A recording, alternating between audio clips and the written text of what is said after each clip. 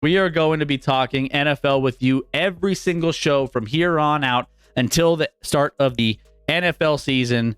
As we're getting into training camps, as we're, kind of seeing what's happening, injuries and players getting cut or whatever it may be, we're going to be there along with you to break it all down, to get you all the information you need and why it affects your fantasy team, why it affects your team in general. And we're going to be talking a lot about that. So make sure you guys hit that follow button if you're new to the channel and you have just joined us for the first time. I don't know what you're doing. Hit that follow button because we need you here every single Wednesday, Thursday, and Sunday nights. We obviously have, you got myself, you got Scotty right below me here, but we also have Rec and we have Doc, who have been kind of contributing in on some of this NFL talk. And we are breaking down tonight those top studs, those top fantasy targets that you're going to want on your fantasy team.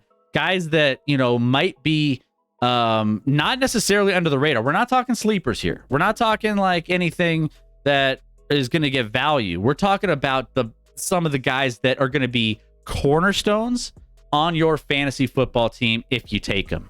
So we're going to be breaking that down a little bit tonight. We're going to be going through a handful of players. I got a list of a handful of players that I'll be keeping my eye on. I'm sure you guys have some as well, but we're going to be talking through it. But I want to start off here and talk about one guy that I really love this year. And right off the top, he's in the middle of your picture. Chris, wait. Oh, dang it. I was going to say, because I don't know who you're going to say. I was going to say, give me the position and let me see if I can guess. But now I think I can guess. Yeah. But there's a 1 in 3 shot. Yeah. You got a 1 in 3 shot. He said he's in the middle, so I think it's a 1 of 1 shot. I didn't hear the middle part. Yeah. And it's going to be Breece Hall. Breece Hall, I feel like, is going to be... I think he's going to be a monster this year. Here's the thing.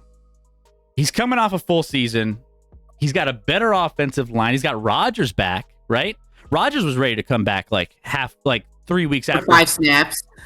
Rodgers was ready to come back after week 6 last year. Don't believe that shit. He was believing that shit. He could have played. We're better than that on this stream, Chris. Better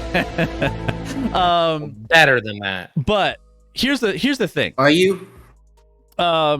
After week 5 of last year, he averaged 17 fantasy points, third most receiving fantasy points from the running back position.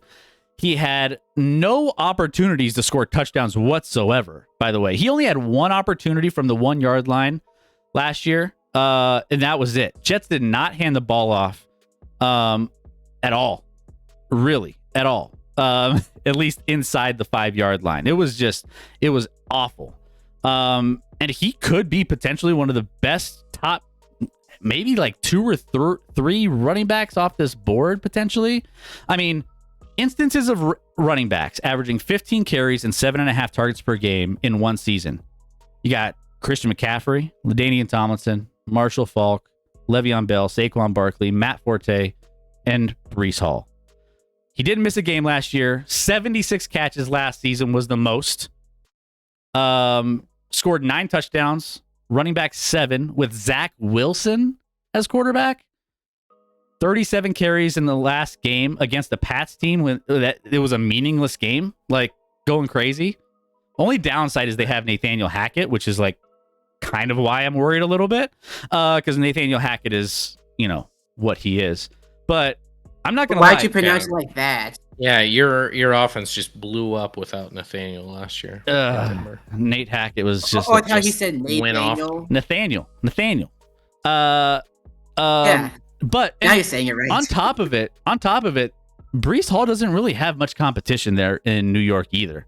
So you put all that together, and I'm really high on Breece Hall this year. Okay.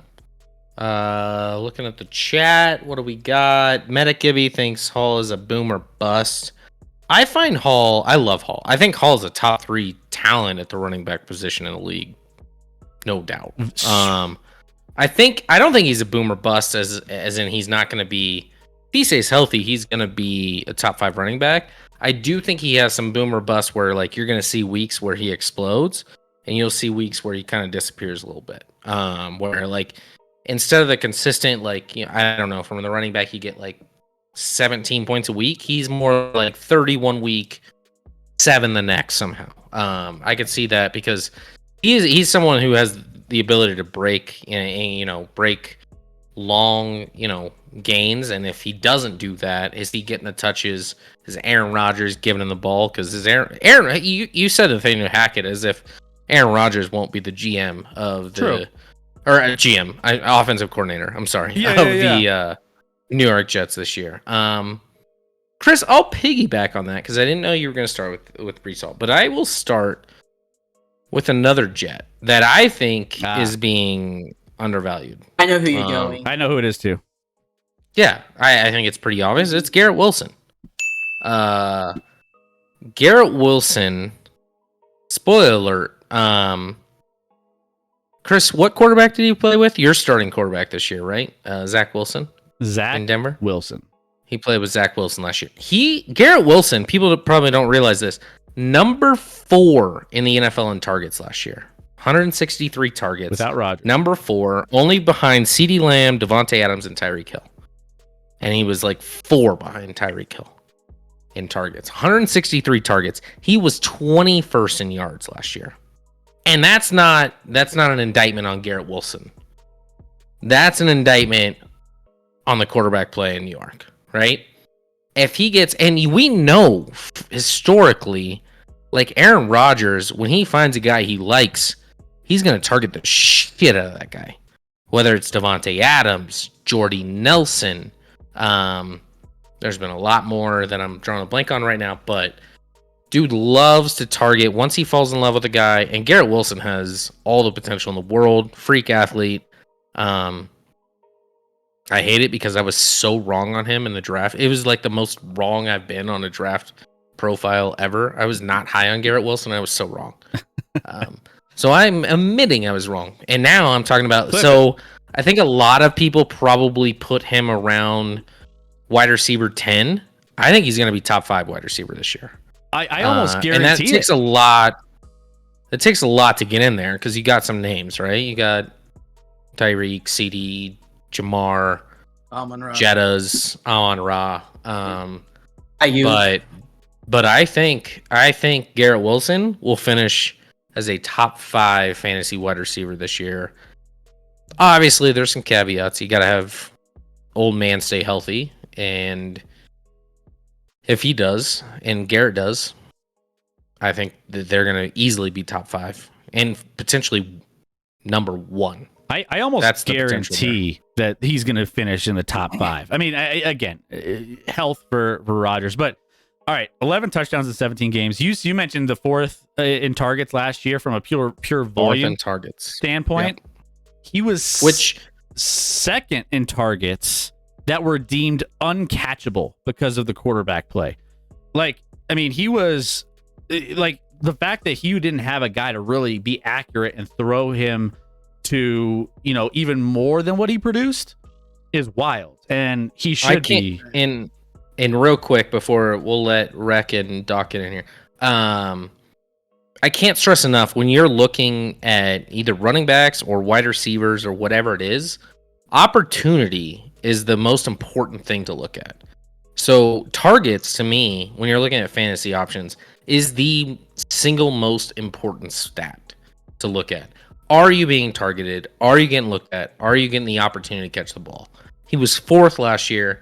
Aaron Rodgers this year, he might be 1. 1 last year with CeeDee Lamb. He was only 16 target. CeeDee Lamb 179. Garrett Wilson 163. It's crazy. So not far behind at all. He could be number 1 this year. And targets mean catches, opportunity, touchdowns.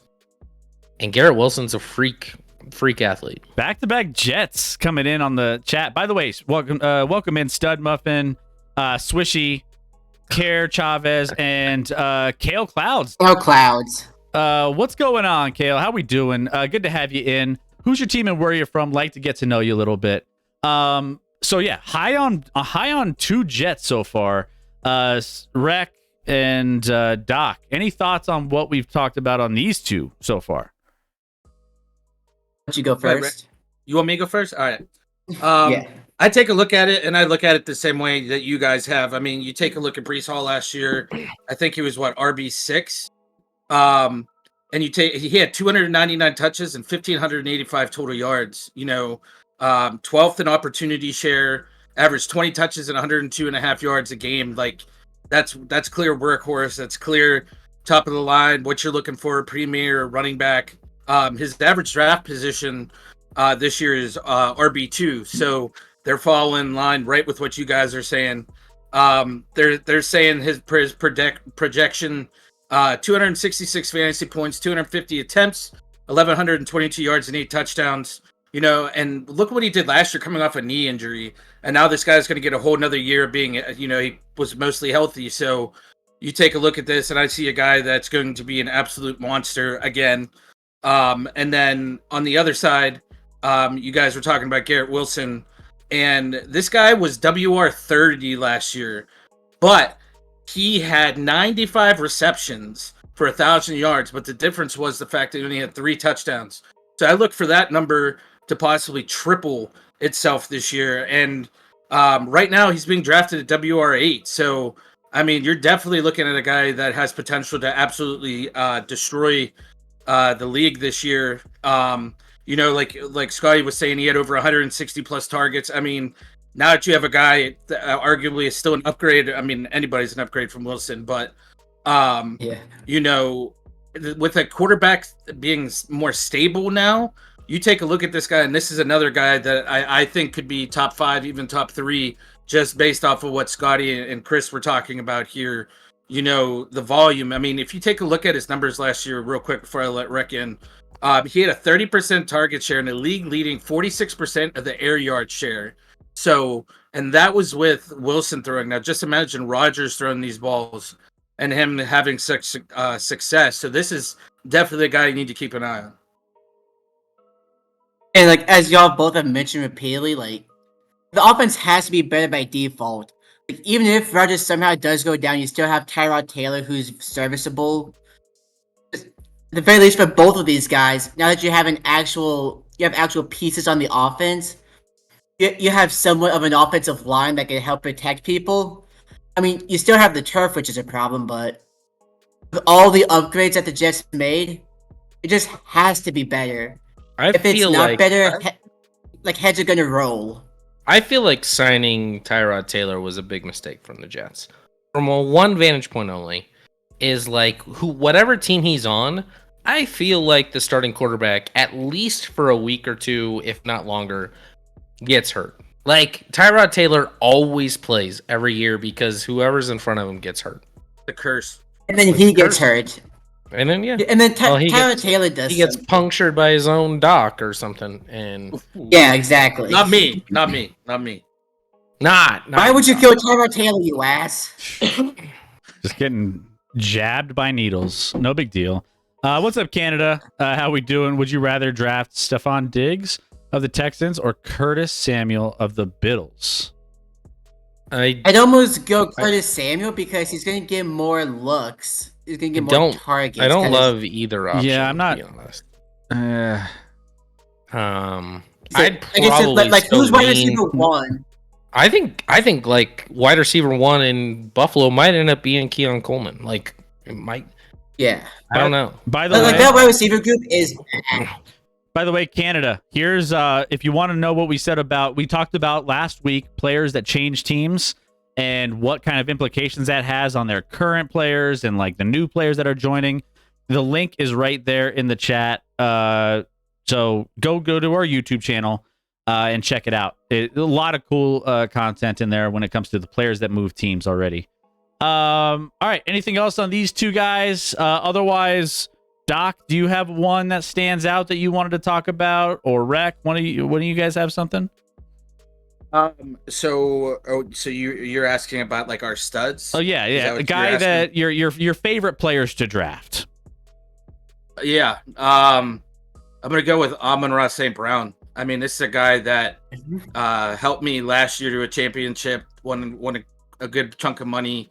He's a guy that you're always looking for help, and he gives it to you.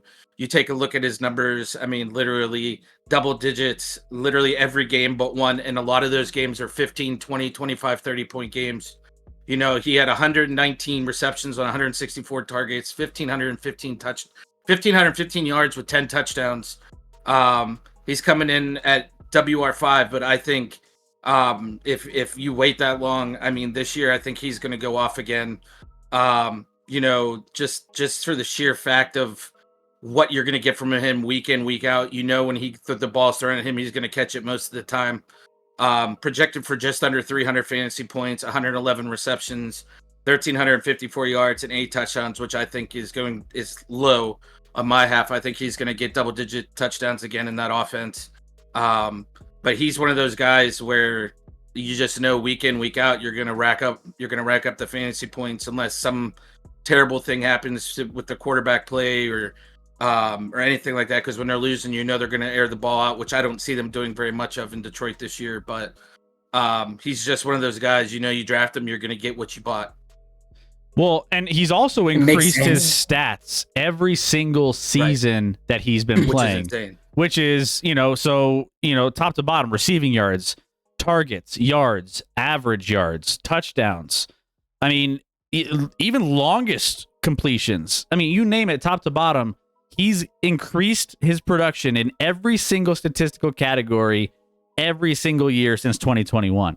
So, I mean, especially the familiarity in that Detroit offense and with the same quarterback to have that consistency with, I mean, you got to expect that he's going to continue to be a decent option from a fantasy perspective. You said he's projected a wide receiver 5. I think that's about right. But saying that, I think a lot of drafts, he's not as big a name as maybe some of those other guys on there. You're obviously, Tyreek, CD, Sam Hill, Jamar, Jay Jettas, even like AJ Brown. Right. Puka had the sensation last year. So like there's other names there where like people might allow Amon-Ra to drop. And you can grab him. Now, I like Amon-Ra a lot. I think wide receiver 5 is like perfect for him, and that means he's very, very good at what he does. Chairman, the Lions fan in our chat, said, hot take, Amon-Ra, or Saint, better than Megatron. That's not a hot take. That's the earth is flat take. There is zero chance. I love Amon-Ra St. Brown. Don't get me wrong. But there is no shot. He is better than Megatron. Okay? Megatron is a top 5, potentially wide receiver of the past 25 years in the NFL. Okay? Mega was a monster. No disrespect, love Amon-Ra, but no, Amon-Ra is not a better wide receiver than Mega. No shot. No one gets closer to Megatron. Megatron clearly hot take saying, yeah, that's what different kind of receiver. For sure, a different kind. But I'll take this fast, huge, athletic freak of nature. Oh my gosh, it was. Give me that guy. Like we were talking about Simone Biles. It's like visibly, it's different. It's different. I mean, Mega was so good. So let's see. I do have something interesting on that real quick. Yeah. I actually decided to look this up, and credit to Chairman for this take though. So this is comparing their first 45 games or so. Obviously, St. Brown has 49. Okay. Calvin Johnson had 193 receptions on 382 targets, 3,000 yards, and 21 touchdowns. Amon-Ra St. Brown had 315 receptions on 429 targets, 3,588 yards with 21 touchdowns. So through the first 3 years compared, he's actually on pace to actually beat Megatron. My argument with that is I could care Right. I get less that. about the stats I was just because And making it's also- the eye This was test. for Chairman. The eye test is clear, and the league is different now.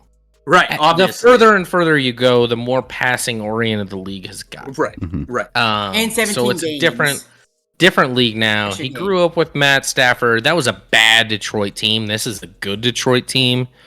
That helps a little bit. You're right. But just the eye test is clear. The Oh, stats yeah. might be, but also let's keep in mind, I think Calvin Johnson still holds the record for most receiving yards in a season. Correct? I think. I believe I so. want to say I believe it's, so. Yeah. Megatron had a So- better QB, says Chairman. Yeah, But while Matthew Stafford, I think, is better than Jared Goff, that was early Matt Stafford, and it was a shit team with a shit offensive line with shit other weapons. Now, this is the best. and Jim Caldwell. Yeah, I mean, Of course, Rector isn't a coach. You see that every time. yeah. Well, not surprising. Yeah. So, can you guys imagine if Calvin Johnson had gone to Dallas or somewhere with a better O line? That would have been. I mean, Or somewhere that like, Chairman, no disrespect, but like, Detroit's where great players go to die. They retire. Well, the greatest two players I've ever seen in a Detroit uniform is probably Calvin and Barry, and they retire well before they should. So, in that sense, I resent Detroit. although I will say, Chairman, I will say this: my son, I had a little one-on-one hangout with him. We were at lunch. He's like, "Who's your third favorite team?" I'm like, "I don't really have a third favorite team in the NFL. That's not a thing." He's like, "Well, just pick one." And I thought it out, and I'm like, roll with Detroit.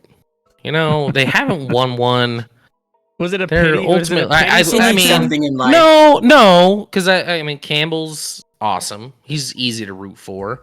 Like the head coach, like the team. I don't have any ill will towards them, and they haven't won one. So, if I had to pick a third team, I guess it's Detroit this year. So,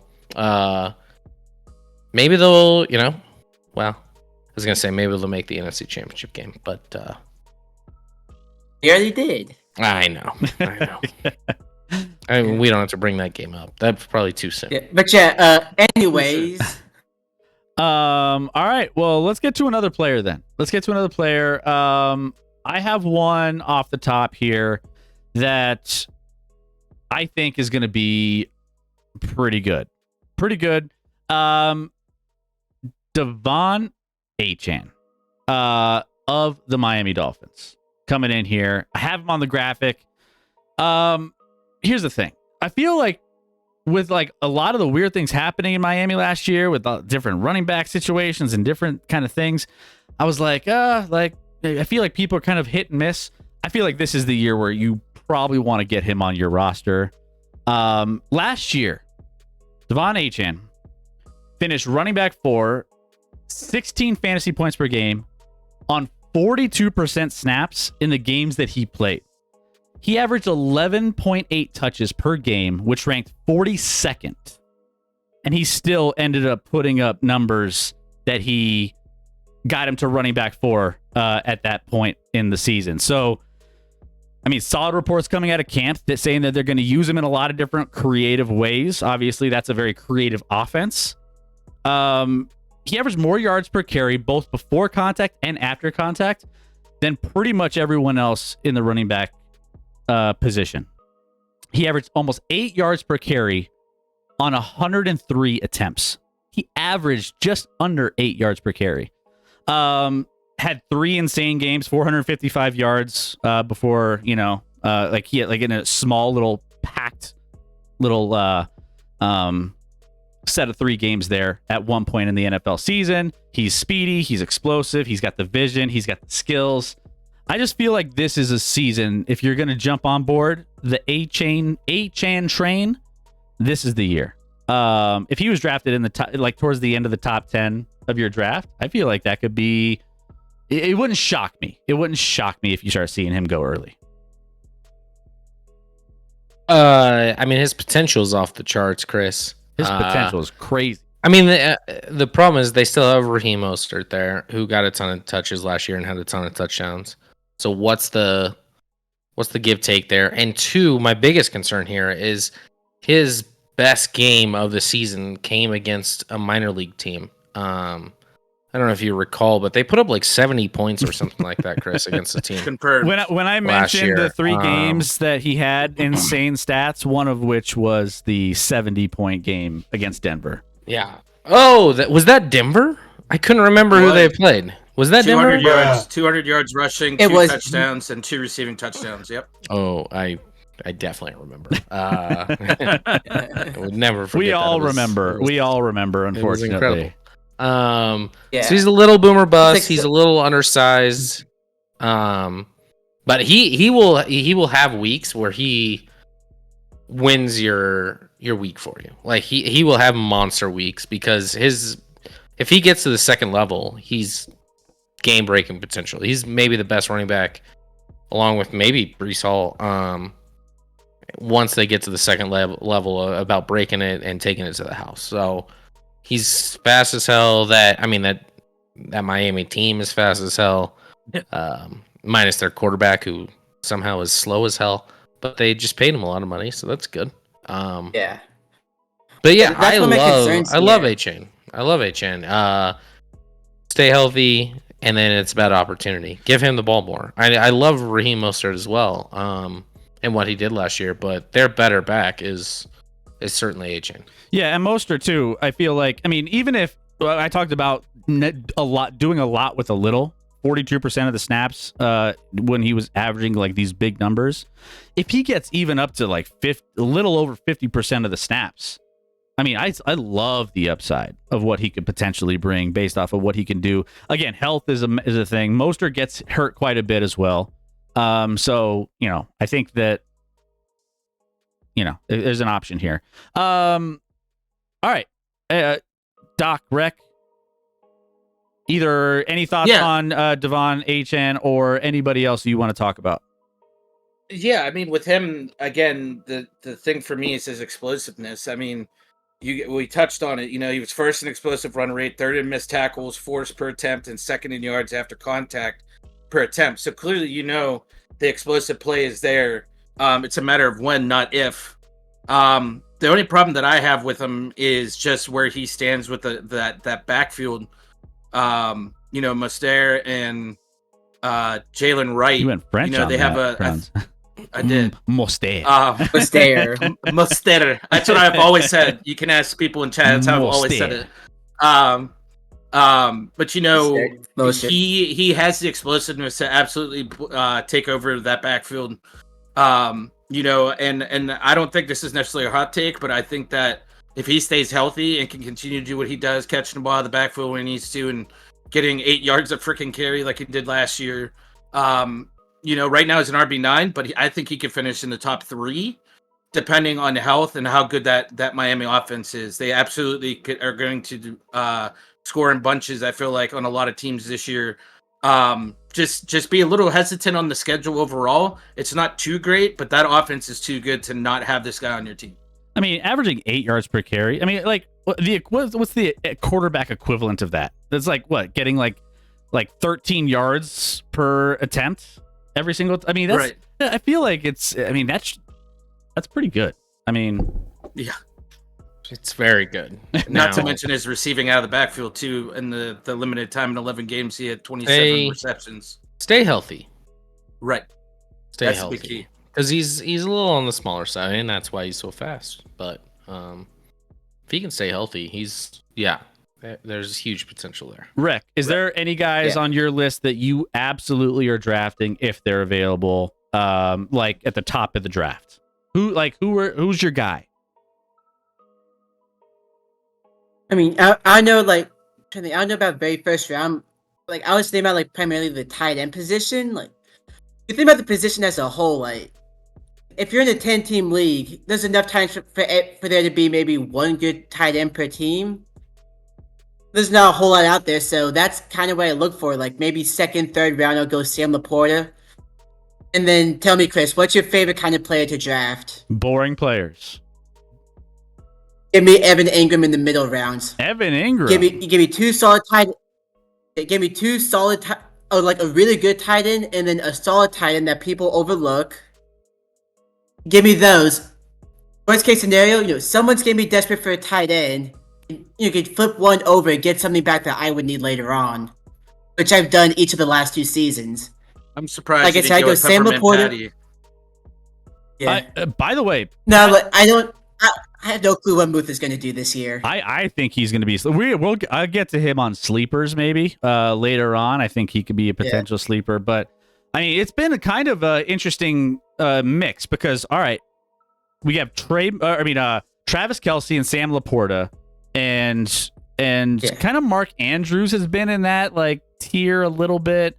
Injuries kind of battle through with Mark Andrews, but like. It's kind of established that those 3 are kind of that upper echelon. Kelce could probably be tier 1. You got Laporta, Mark Andrews, tier 2. You don't know my tight end? And I kind of already gave it away here before it slipped out. Trey McBride. Andrews. Scotty. Trey McBride. Our pride and joy. Grammys. Trey McBride is a guy that I'm not sleeping on this year. He actually is on my list as we're talking about this. He's a great route runner, solid body control, solid yards after the catch. Like him and Kyler have good rapport. I think Kyler's going to be able to get him the ball quite a bit. They drafted Harrison, right? Junior, which I think like could help and could hurt him a little bit. Like it takes away some maybe targets, but at the same time, it also opens things up if people are focusing on Harrison Jr. So that's yet to be seen. But when Ertz went down, at the same time, yeah, go ahead. I was just gonna say real quick, who's Arizona's wide receiver 2?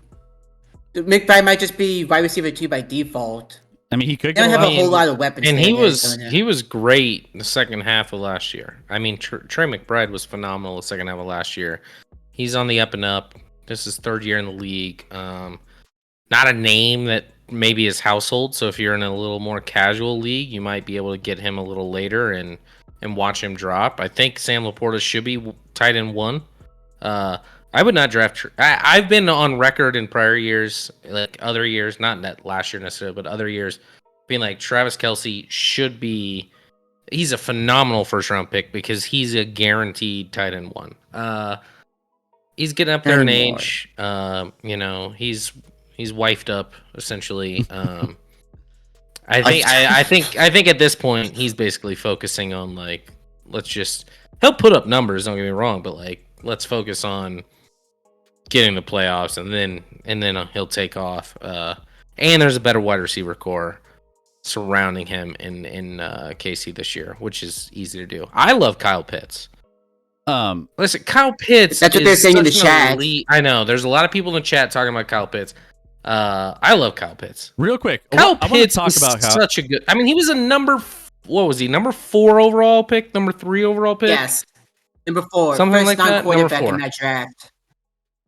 And now he goes and he plays with Kirk Cousins, who. When has Kirk Cousins not loved his tight end? I mean, and now Kirk Cousins actually, and he had obviously T.J. Hawkinson for a while at the end there, but like Kyle Pitts is an athletic freak. He also wasn't ever fully healthy last year. I think people are gonna shy away from Kyle Pitts because they've been burned in the past by him, and I get that because I have too. But I haven't learned my lesson yet. I'm gonna touch that pot and thinking it's not gonna burn me this year. Well, and obviously Kyle Pitts. I mean, the fact that Kirk Cousins, he didn't get some help in the draft. He got a backup quarterback to kind of show what the thoughts are for the Falcons front office and how they're thinking about their draft. He's gonna utilize all of his like. I think everybody in Atlanta has a potential upswing in fantasy value. So I like Kyle Pitts a lot too. I've been burned by him a ton, so I'm like, we'll see where I want to take him, like value wise. But real quick, going back, I want to go back to Trey McBride because you might be getting some good value with him too. When Ertz went down last time, last season, Trey got more than 50% of the snaps. he was first in target rate at 27%, second in targets per game, third in receiving yards per game, second in yards per route run. And they have an underrated offense, in my opinion, and they have a very bad defense, which means they're going to be throwing the ball to get back into games. So I feel like, there's going to be some opportunities there. So, by the way, that's why I'm high on Trey McBride, the Cardinals. And I love Pitts. You get a fully healthy Kyler. I mean, Kyler returned. I forget what week he came back off his injury last year, so he only played a stretch of games, maybe 6 games or something like that. Get a fully healthy Kyler. He's going to sling it around. They don't have much of a run game to speak of. They're probably going to be behind a lot. Trey McBride should feast. Love it. And Yeah. he could finish tight end 3 at the end of this season. Oh yeah. Yeah, you take a look at McBride's overall work last year. He had 106 targets, 81 receptions, 825 yards, and 3 touchdowns. Obviously, it's without Kyler Murray.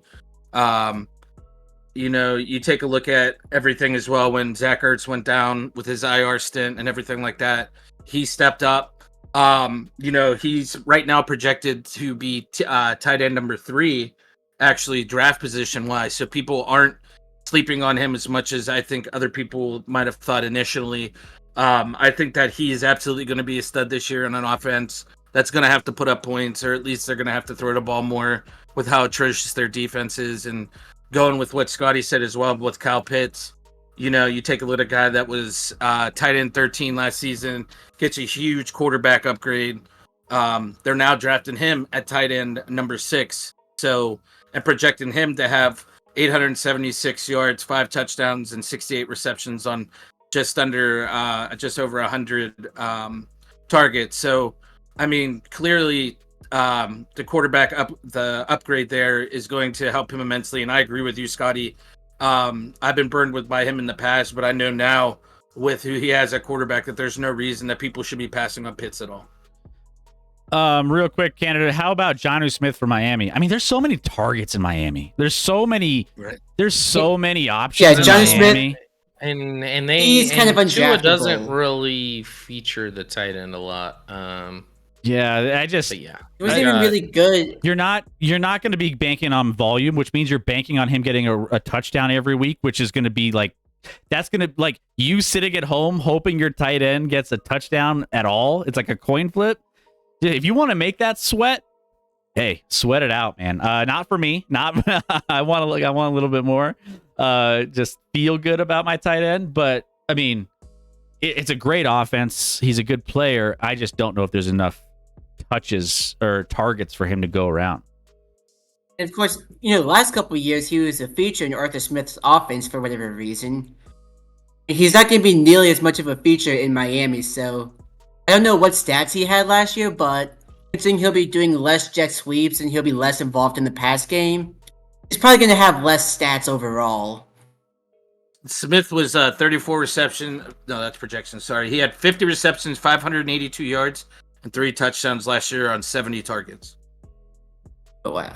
Yeah. Yeah, I expect those numbers to drop again. With you got Achane, Waddle, Hill, Smith.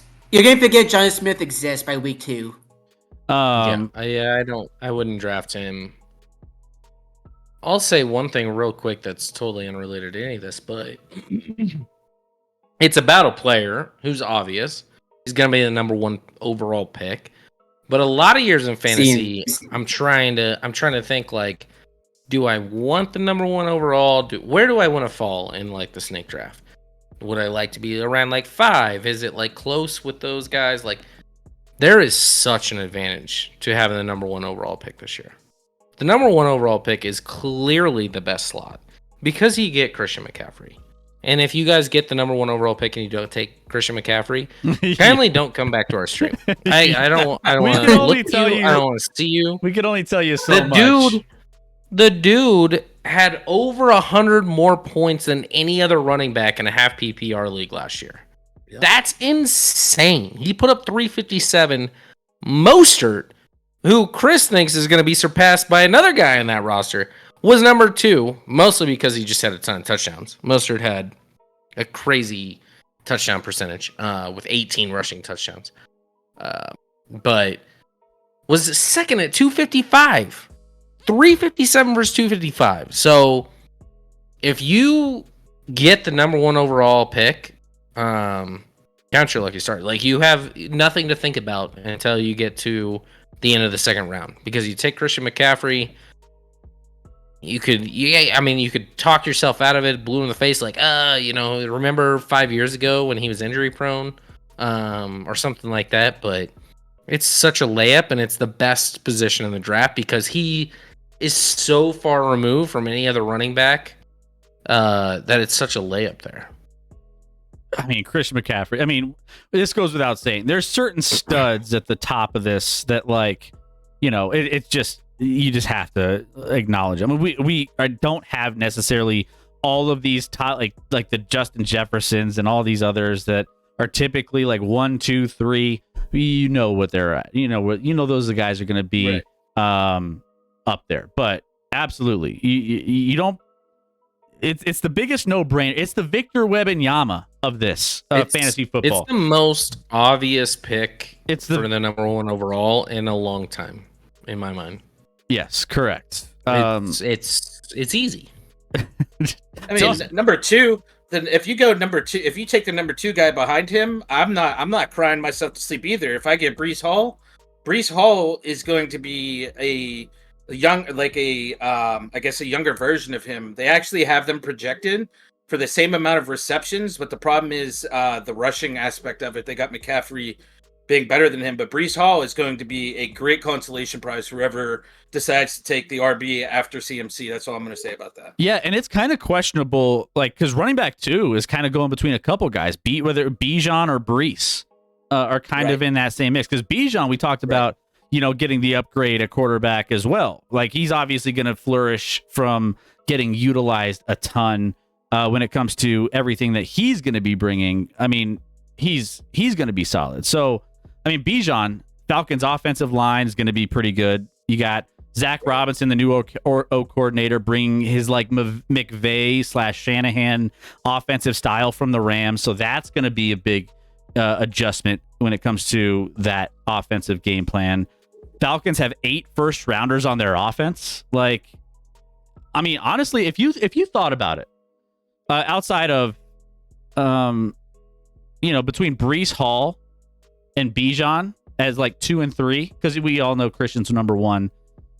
From a pure, like, in a vacuum of just pure talent, I feel like Bijan is probably above Breece Hall, potentially, in a vacuum. Well, I mean, you take a look at it, and you take a look at the line of work that both of them have done. I mean, look at what Breece did coming back off of injury, and you take a look at what Bijan was able to do last year with that Falcons team.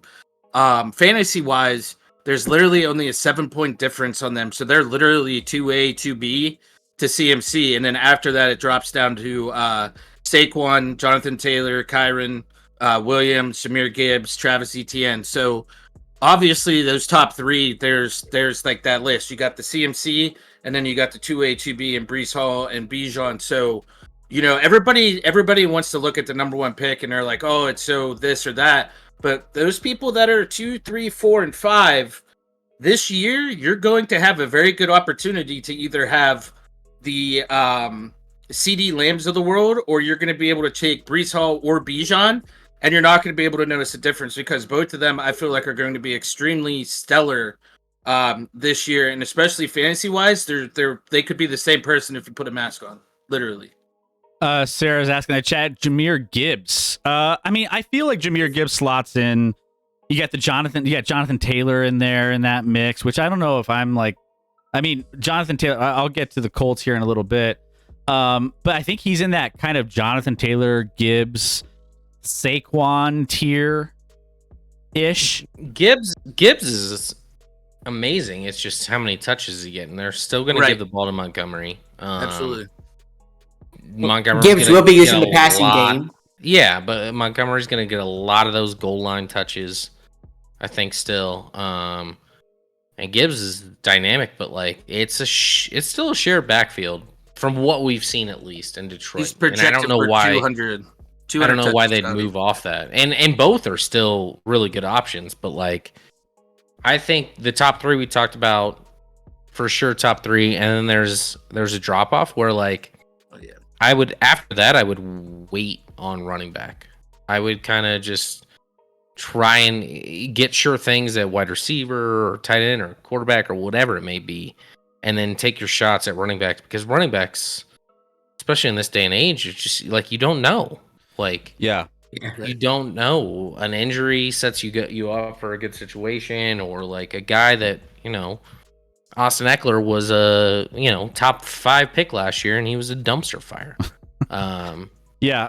And wide receivers have proven to be a little bit more stable. I think I talked about it last year about wide receivers versus running backs. So that's why, you miss out on McCaffrey, Bijan, Brees. You're going into the CeeDee Lambs and the Tyreek Hills.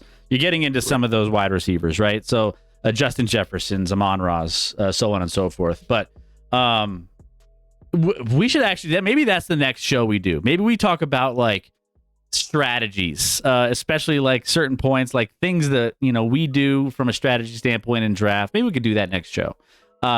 Mess around with it. But we alluded to a little bit.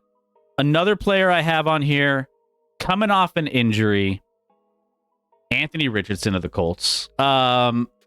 This dude, we talk a lot about like the quarterbacks of like the guys that you want to get. You want to, try to target some of the big names and everything else. Like, I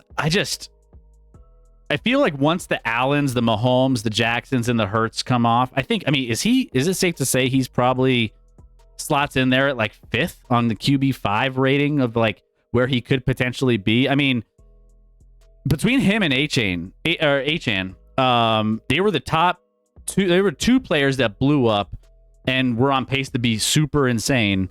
In a short period of time. I mean, week 2 against the Texans, think about this. Anthony Richardson had 18 fantasy points in the first 6 minutes of the game. He had 18 fantasy points. And like that was before even like other teams even scored the football in other games. It's crazy. For the time that Anthony Richardson was on the field, he had the same number of goal line carries than all the Colts running backs. So he gets goal line carries. They like him in that aspect of what they do offensively. He was number 1 in fantasy points per drop back in that short period based off of what he was putting together on the field. Like, and he's just, you know what? Screw it. He's just going to be fun to watch. Like, I'm just like excited to, like, if I'm going to draft a quarterback that's going to be not only a potential top 5, I want to have fun watching him play some football. And I'm curious to see how he ends up playing in Indy on a full healthy season. God forbid he gets hurt again. I don't want that to happen. But Anthony Richardson could be a fascinating take and could finish if he stays healthy as one of the better fantasy options in this year's draft. Yeah, I mean he's a young Cam Newton, right? Like that's kind of what we're looking at. And Cam Newton was a monster in fantasy, if you guys don't remember, like a monster with the rushing touchdowns and things like that. My only hindrance on Anthony Richardson, because he's as a fantasy option, if nothing else, he's phenomenal, does the injury last year caution like Steichen to hold back on giving him the opportunity to run as much? But he's still gonna run. I mean, the dude's a monster. I mean, what is he, like 240 at the QB spot? Runs like incredibly fast. He's big. He's got to get a little smarter probably on like taking hits when he runs. He can still run, just you got to learn, and that comes with time. Like learn how to maybe you don't get the last 2 yards, but you save your body and you save your team and you keep yourself healthy. So I think he has potential to be top. I mean, he could finish. You can say it. Go ahead. You can say it. I don't know about 1, but like top 2, 3 quarterback in fantasy this year if he stays healthy and he plays like he did when he was healthy last year on the onset with the Colts. As a fan, I don't know. I mean, he's certainly a better fantasy option than I think he is like quarterback in the league. I'm not putting him Yeah, top yeah, 2 yeah. or 3 as a quarterback in the league by any means. No. But fantasy wise, he's right there. Like he could be a better fantasy quarterback than Mahomes. Jalen Hurts is going to be interesting. Like Jalen Hurts is a little bit of a wild card, and I think Sarah said something about Saquon. Obviously, he now is in Philly. That's going to be an interesting dynamic. Now you don't have, Jason Kelsey at the core to do the. I mean, maybe it still works, but like, why does it only work for them? The tush push is not effective with other teams overall. But the tush push is phenomenally effective with Philadelphia. So that hurts Saquon's stock, obviously. Goal line stuff if Jalen's still getting carries, but like I don't think Jalen can repeat the rushing touchdowns he's had the prior couple years without Jason Kelsey in the middle there. So that'll be interesting. But yeah, no, I love Anthony Richardson as a I like the dual threat guys. I prefer them in fantasy because even if if it's shitty conditions out in December when you're trying to win a big time fantasy football matchup, you still got that guy that can run at the quarterback spot. Yeah, I mean, you take a look at the line of work that he did. That was obviously a very small sample size before he went down. I mean, he had the concussion and the grade 3 AC joint sprain. But this is a kid that can bring a lot to the table for that offense, and obviously for fantasy purposes. I think that I agree with both of your sentiments on it of him being at least a top 5 fantasy quarterback. I mean, you take a look at what they're projecting him for have 512 pass attempts, 3,500 yards, a 20-11 touchdown to interception ratio, 128 rush attempts for 646 yards and 8 touchdowns, which is exactly what you're looking for if you're trying to get elite numbers out of a quarterback, let alone a rushing quarterback. You just take a look at the potential that they have on that offense, and I definitely agree, Scotty, that I would even bump that QB5 to maybe even 3 or higher, depending on just how potent that offense really does behind that line. But Anthony Richardson is definitely that. If he's not on your list, you should really put him on your short list for QBs. And again, the thing that we talk about with quarterbacks is the fact that they might not be. I mean, we look at Lamar Jackson. We know, if you've listened to this show before, you know that we're not high on Lamar Jackson as an actual quarterback. But that doesn't mean in fantasy you're not taking him as one of your top couple quarterbacks off the board. Like there's a difference between fantasy and what they actually are. Anthony Richardson is probably slated in behind Hurts and Lamar Jackson and Josh Allen to be one of the best running quarterbacks in the league, potentially. So it's still appalls me to this day that Lamar Jackson has the MVPs that he does. It's like people don't even. We needed a running back to win it, Scotty. Stop. We needed a running back to win it. We did. So. By the way, guys, hit that follow button if you're not already following the channel. We want you to be here each and every single Wednesday, Thursday, and Sunday that we are hanging out with you guys. But make sure you guys are just, sharing the stream. We also have our latest video talking about players who change teams. That's in the chat right there. Make sure you take a look at that. Click that link. And then we will make sure that you guys get all the content that you would ever want from a fantasy perspective, because we're doing that every single week moving forward into the NFL season. All right. Chris, real quick, because I think it's important to feature the chat, so I want to make sure everyone's heard. Canada has a good stat here. He said it.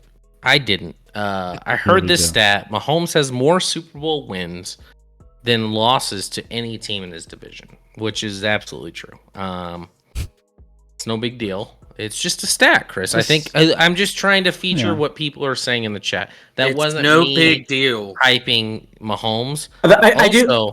Also, I do want to why are the feature- Raiders so dumb? Oh, by the way, I do want to feature in the chat here. They're so dumb. the Raiders. Really? You You had like Mahomes a rookie nobody like grab a Kermit doll with Mahomes' jersey on it. Come on now, Raiders. You haven't. I don't even know if you've won a playoff game in Mahomes' life. What are we doing, Have you heard the Raiders? stat? The Chiefs have more playoff wins in that new stadium or in their stadium. Oh, in Vegas Stadium. Yeah. In Vegas Stadium, and it was Super Bowl. The Super Bowl. It was a Super Bowl. It was like even the Raiders don't have as many playoff wins as the Chiefs do in that stadium. The Raiders haven't won a playoff game since they lost that Super Bowl 100-0 to the Bucks. 100-0. Yeah. To their former head coach. Check me on the score, but I think it was pretty close to 100-0. To the head coach, they traded. So we do also have a pretty famous artist in the chat. The Corn Doggy. Corn Doggy, what's going on, Corn Doggy? How we doing? Herbert has more passing yards than Chiefs have Super Bowls. It's close though. It's close. That is close. It's It's getting there. It's slowly getting tighter on that race. Wait, what's Very close. Medic? What city are the Raiders in this year? It's hard to tell. I think Las Vegas is where they are. At least that they have a residency in Las Vegas. However long that residency lasts, they deserve to go back to Oakland. Send them if back. anyone here lives in Oakland, just sorry. You know what? Just go back. I was gonna say no to disrespect, but honestly, it's kind of shitty. A lot of disrespect to Oakland. Should we A lot of trade? disrespect. Corn Doggy has a great point. Should we trade the Raiders for the A's? Bring the A's to Vegas. Send the Raiders back. I think. No, the A's. I think both ain't gonna be there, right? I mean, the A's They're are going to supposed to Sacramento be. next year. Yeah, they got to go to Sacramento for the time being until their stadium supposedly gets done. Imagine looking for an upgrade at your situation. You fall on Sacramento. Like that's how bad it is in Oakland. Any other? Love you, Cali. California's the best. No, you don't. No, you don't. I like San Diego. Any Everywhere other else players I could probably pass on that we should consider as like your favorite players that you can't wait to draft? But like last one or two, if you have them. If not, we can get to some ultimate roster. But like any other like guys that you're just like, man, if I need to have that guy on my roster. Yeah, Young Ho Koo, because he's going to be kicking the sun this year. I did not envision a kicker featured in this time. Yeah. Absolutely, he's projected to be #1 this year. You heard it first here. Hey, if when in doubt, go with a kicker. Yeah. That's the first. I mean, Justin Don't- Tucker's always been a don't. safe option. Don't do it. All right. Although one thing I look at, if you look for defense special teams, if you count kick return yards, I want to try to find out some of these teams that will have the dynamic kickoff returns. Yeah, The kick return yards, kick return touchdowns. Yeah, which a league should never have kick return yards. So if you're in a league that has kick return yards, kindly just exit that league. Just boycott the What league. about kick return touchdowns? That's look at those fine. That's gonna be returns. that's gonna be so rare that's fine. I'm fine with it. If they score a touchdown, fine. Give them the 6 points. Yeah. The one I'll say is a duo that we haven't talked about that is going to be prolific and wide receiver 1 in a lot of metrics is in Dallas. My Dallas CD. Cowboys. You got Dak and CD, both basically on contract years. So these guys are looking to get paid. They're both on He's contract holding me years. out. Yeah, but he'll play. He's gonna play. Yeah, he's looking to get paid a lot. Talk Yeah, closer to your and mic, Dallas Scotty. Dallas should pay him, and I think I put in Discord that hot take. I don't think Dallas should pay Dak. Whether that's a hot take or people agree, either way, I would not pay Dak. I'd pay CD, keep him on the roster, and draft a young QB or get somebody cheap in there. Should do Sanders. But fantasy wise, I mean, we've seen years where like Dak goes scorched earth. Dallas is so good at putting up like 50 points against bad teams. No one does it better than Dallas. When they play a bad team, they will beat them by 100. And CeeDee Lamb and Dak Prescott will have monster numbers. So both in contract years. Both. I mean, CD was I think wide receiver 2 last year, fantasy wise, but had the most targets over the course of the season. Right. Nothing's going to change there. He's probably going to lead the league in targets, I would imagine, this year. He's a beast. He's looking to get paid. He's on a contract year. Dak's on a contract year. They're going to throw a lot because I don't even know who's their running back. Did they bring Paul? They didn't bring Paul. No. I should know this. They brought Zeke back. Oh, I know they brought Zeke back. Is that what they're rolling with? Is that Zeke and you're going with 87-year-old Zeke? Rico Dowdle, No. Deuce Vaughn, and Royce Freeman is number 4. Yeah, no. Yeah, Zeke is their number and you have one. what's didn't the guy they drafted out of K-State that like his helmet's bigger than his body, but his dad's like a scout for the Cowboys too. Deuce Vaughn. That's Deuce Vaughn. Yeah. Is he the one that is like a hobbit running to the battle, like underneath the 5'6", yeah 5'6", 176. He's like when they charge and he's running around like the legs of the horses into battle. Yeah, totally. Yeah. So fantasy wise, as people are saying, Dallas is gonna have to throw the ball. And by the that way, running game, ain't gonna work. You mentioned all the career the targets, the career highs in targets. That's 3 straight years of setting career highs in targets, catches, yards, and touchdowns, by the way, for CeeDee Lamb. So he's going for 4 this year. If he can do that, then, which, I mean, is probably going to be in the realm of possibility, considering, 1, 2, it's also his contract year, right? Isn't this a contract year for him? Yeah. It's almost like you missed the whole conversation. It's almost like you weren't listening to me at all, Chris. Well, I missed the contract part. And so, I only said that like 4 or 5 times. He's holding out. CeeDee Lamb is holding out for a new contract. And so, it's like, I mean, 11, 226 points, 184 targets is wild. And he's not going to fit my boring category because he's one of those sexy players that you want to have on your roster for sure. But you're going to want to take him. You're going to want to take CeeDee Lamb. Yeah. All formats. Canada relief. You're right. Amari Cooper, he was on my boring list last year, and he's going to be on my boring list this year. Amari Cooper, Mike Evans is boring. Yeah, Mike Evans. I mean... Right. But that's a dude that just, all he does is put up 1,000 yards every year. Maybe I should do my boring list Super next Cooper year. goes number 1. You think Keenan Allen will be one of those boring ones this year? It's just, I get nervous in a new... That's why I asked. The system. And why? Because you still have, you got other dudes there, right? I mean, you got DJ Moore, right? And what is Caleb Williams? I mean, Keenan Allen should be the number 1 option actually there because I think he's an elite DJ route Moore. runner. He can go. I think DJ Moore is one. I think Allen's the safe. Like he's gonna have more catches, more reliable. DJ Moore's more of your downfield, and Caleb Williams likes to throw it downfield. So maybe that. What about their WR3 with Odunze? Odunze. Yeah. All of a sudden, Chicago has a very good wide receiver core. I like Rome a lot. Magically. Quentin Johnson. I like Rome a lot. Sarah, don't draft. Quentin Johnson. Is he undraftable? If that dude could catch, he'd be so. He can catch average. Wait. If that dude can catch, what position? What position does he play again? Does he play a receiver? Does he play a position? He's left guard. Does he play a position that requires catching? Wait. Potentially. What?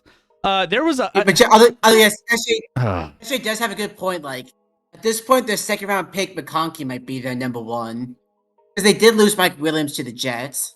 I do like Lad McConkey.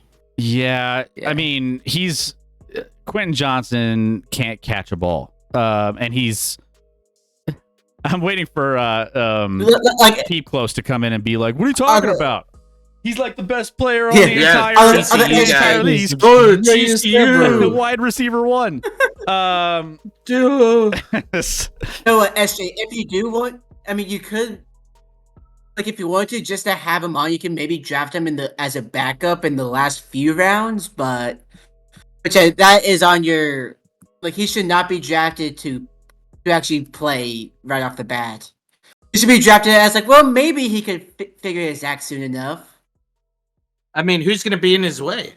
Let's be honest. Just Lad McConkey. That's it. Well, that's what I'm saying. That though. receiving core sucks.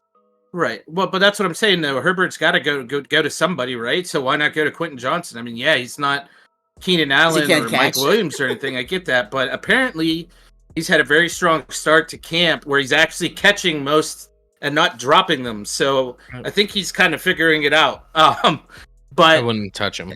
I wouldn't touch him. No. Right. But I'm just saying in that scheme, they lost their running back, they lost their wide receivers. Somebody's got to get the ball there, right? It ain't pretty, but at the end of the day, I mean, obviously he's not going to be like one of my first. I don't think rounds. Herbert trusts that dude at all. I mean, who else do you trust? Josh Palmer, popcorn vendor. Anybody. Josh Palmer. Josh Palmer's the best. I think Josh Palmer's the number 2. Gerald Everett at tight end. Is it still Gerald Everett at tight end for the Chargers? No, Everett went to Chicago as well. Oh, everyone's going. I mean, to literally today. LA now. Today. What's his name? Let me look. Parnum, isn't it Parnum? Parnum, it might be. Literally, Chargers. Let's just take a look. There's only so many times you can throw to a guy and have him. Oh, no, it's so according to this, the tight end 1, Will Dissly. You are screwed. Will Dissly, Hayden Hurst as a backup.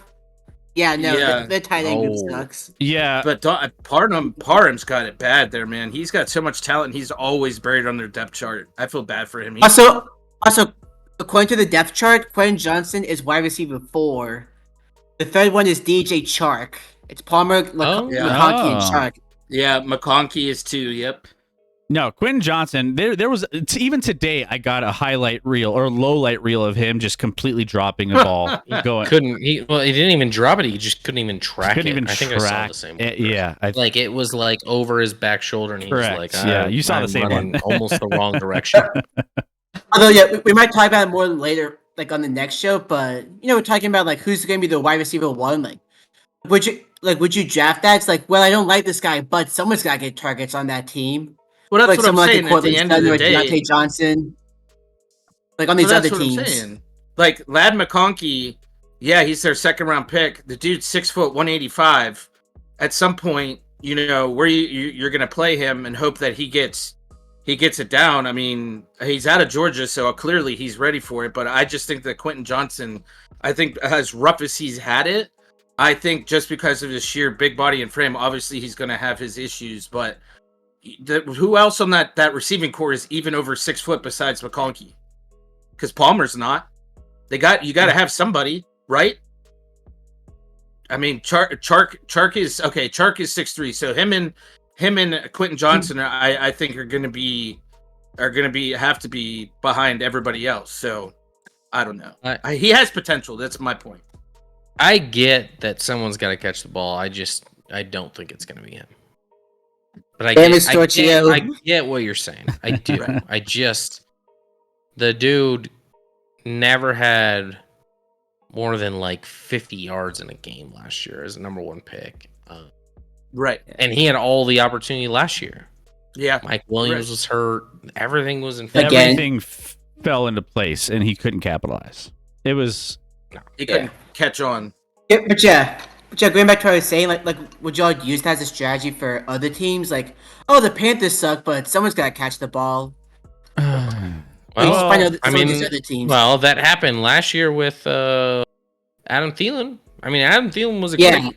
And I was not a fan going in. I didn't want to draft Adam Thielen at all. Everybody was like, stay away, the quarterback, all that, yeah. And he was... Yeah. And they were right. The quarterback was trash. The offense was trash. But Adam Thielen was a steal of where you got him last year. Right. Yeah. Yeah, and that's kind of... I would not expect that to repeat. Yeah, but he's no longer receiver 1 there. I don't even know if he's on the team this year. Well, and I don't even know if he exists anymore. Speaking of guys... What? Just right here. He's in Carolina. He's in Carolina. He is. He's WR2 behind Deontay. Yeah. He'll be wide receiver one. He'll put up better numbers than Deontay Johnson. Like, But it was funny, like this. They're showing like Deontay Johnson dropping balls again in the training camp.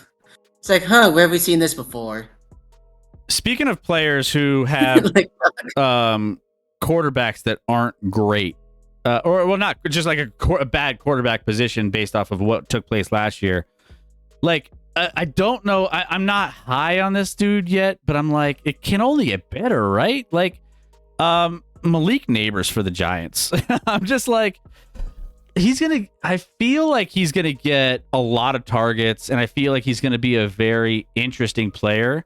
But that team could not score last year, and I'm just like, it's got to get better. But do I want to take a chance on it?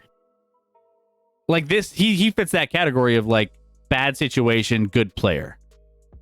I think Malik Neighbors will be the top rookie wideout in fantasy this year.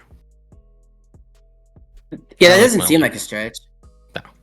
I think they're going to throw the ball. Now that Saquon's gone, they're going to have to throw the ball more. They may not. Who's their running back? They might not. Singletary. Win It's Devin Singletary. Singletary. Yeah, Singletary. But Yeah. Malik Neighbors is. And he's a baller. The real deal. He's a The real baller deal, for sure. And so it's like, I mean, how much, like, if they just double team him all the time, like, how much is, like, I don't know. I guess I'm just tempering expectations. I want him to be good. So, Well, He'll be yeah. good. I mean, He'll I be agree. I agree with you on it. It's I mean, just if you it's take a more look about at it- touchdowns. I think he's gonna put up numbers. Just how many touchdowns does he score Yeah. is the Yeah. So, What is So, that SJ's still happy to have hope. so here, You're Scotty. welcome, SJ. Let's see if this changes anything for you. So their projected for him is 80 receptions, 1,048 yards, with just under 6 reception touchdowns. I mean, when you're at 1,000 yards, under 6 touchdowns seems low. I would hope he could get more than that, but you never know. That's also the Giants. Touchdowns are just kind of fluky at times, but I mean, the Giants did throw the ball 518 times last year, so just saying. yeah. anyway. I think they're going to throw it more this year. They're going to throw it more. They don't have Saquon. I mean, if you've watched any of the whatever the series is on the Giants, and I haven't watched a ton of it, but I've seen a lot of clips talking about like, hey, we got to get the offensive line better. I made a ridiculous reference like Mahomes couldn't win behind this offensive line, which of course he could because he's Patrick Mahomes. But other than that, Moving on. I wanted to just bring it back to the single greatest player It always ties in. Always. on earth. Yeah. at It his always position, comes back to it. or just at any position. Yeah. So yeah. Anyways. Probably. Do we want to talk about that? We haven't even talked about Pat Mahomes on this fantasy feature. Well, I mean, Is you it had the- your opportunity to talk about a we guy didn't that normally talk you was about a guy and you didn't even pick him. Well, saying. that's because he's SJ's probably going to asking get about overdrafted. I like True. About Terry I mean, McLaurin. based off a name alone, I mean, yeah, duh. Yeah, and we'll get into I like some Scary of the. Terry. We'll, I've always liked Scary Terry. yeah, we'll get into some of these others. I feel like some of these others that are in the chat, like Jahan Dodson, Just- Scary Terry. Those fall into the boring category of like they're gonna produce, but they're gonna be like. I mean, some of them. Who's throwing him the ball though? I mean, Jaden actually, Daniels. I like Jaden Daniels as a fantasy guy because Yeah. that's the guy that's going to run. But Right. Yeah. And you got to go with your gut, too. Some of these situations. And we still got to get into Oh, sleepers, at the same time, right? like, I love Zach Is he- Wilson's potential here in Denver. Chris, it sounds like he's going to get the starting job, which makes sense. You guys don't really have another option at quarterback, so. Really scraping the barrel there, aren't we, Scotty? Yeah. I actually don't know if that's the talk, but No. I did. sounds yeah, like but yeah. There's Anyways, he's in the honestly, mix. he's in the mix. Where's There's- I'd be Well, hesitant. There's 3 quarterbacks, which means they have 0. Yeah, I'd be hesitant on the Commanders receivers because you do have a guy that's, I guess, like he's not really raw, but like he's not the most pro ready. He's gonna be using his legs a lot, and of course with the bad O line, he's just gonna be running for his life. Right. I know, like it's gonna be like hard to get a lot of good opportunities to McLaurin and Dotson. Like, I feel like you just pick one or the other and hope for the best, and you don't go for both. Or like drafting. Yeah. I think Jaden Daniels a little stretch the field, but Sam Howell threw it around last year as well. So, Yeah. Joe Quillis with a good I would question. say- How's the MILF population in Denver? I'm not like that present on that scene, but if Zach Wilson's here, you know it has to be good. Well, he's chilling. He's not just going anywhere. He's chilling in the Denver Tech Guys. Center area because that's where the Cougars hang out. From what I've heard, out there in the It's Cougar Central. Cougar When I used to Central go over back in the day where I was. you know. They used to hump me, Chris. That's how desperate they were. Is that the case? Yeah. I got one for you, Chris. You ready for this? I got Brian Thomas Jr., wide receiver for Jacksonville. That is my guy that I think is going to has the potential to challenge some for the Rookie of the Year kind of awards. He's projected for 63 receptions, 825 yards, and 5 touchdowns. Now, obviously, he's in Jacksonville, so I know we kind of temper our expectations with the team, especially what we've seen. But I just feel like where this guy's projected, that this guy is going to give you a good bang for your buck especially late, especially for a guy that gets 60-ish receptions. He's 6'3", 209, coming out of LSU, so you know he's ready. But I do think that if he can pick it up, I think the only problem is he's going to have to fight Gabe Davis for downfield targets, especially as a deep threat. But Thomas is my vote for my sleeper. Nice. Well, but I mean, the one thing the Jaguars have a lot of is weapons, so right. I don't know if I feel amazing about that. Again, you got Kirk, right. you mentioned Gabe They Davis. lost Ridley, but you still have. Yeah. I mean, I think that's why I feel like this will be because I mean, as far as a sleeper show, I think he's definitely a slot in for like when we talk about sleepers, like because he's a guy that no one's thinking about, and that's kind of the definition of a true sleeper. Is like no one's thinking about him, and like this guy's going to have some high end potential that I only see or only a handful of people see. So Brian, we'll talk about him on probably the next the sleeper show. I feel like that's a good fit. It's a good fit. I mean, yeah. The last time 2 wide receivers from LSU went in the first round, I think they were called Jamar Chase and Justin Jefferson. So they were pretty good. They weren't bad. I think they're all right.